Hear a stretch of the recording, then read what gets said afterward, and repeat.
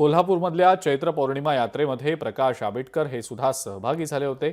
आबिटकर यांच्या हस्ते मानाच्या सासन काठ्यांचं पूजन देखील करण्यात आलं।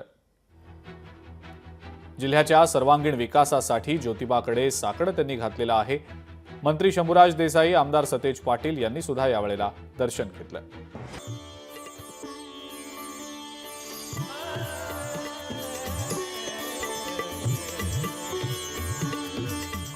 ज्योतिबाकडे आज लाखो भाविक येत असतात आणि सगळ्याच लोकांच्या मनामध्ये एका बाजूला देवाविषयी श्रद्धा असते आणि दुसऱ्या बाजूला आपल्या सगळ्यांच्या प्रगतीसाठी सुद्धा खूप आशीर्वाद मागत असतो। पालकमंत्री म्हणून या जिल्ह्यातल्या सर्वांगीण प्रगतीसाठी सुद्धा खूप चांगल्या पद्धतीनं वेगवान अशी प्रगती व्हावी, या जिल्ह्यातल्या प्रत्येक माणसाच्या आयुष्यामध्ये आनंद आणि उत्साहाचे क्षण यावेत अशासाठी निश्चितपणे आपण प्रार्थना करतो। लोकशाही मराठी ऐका, पहा, जागरूक रहा।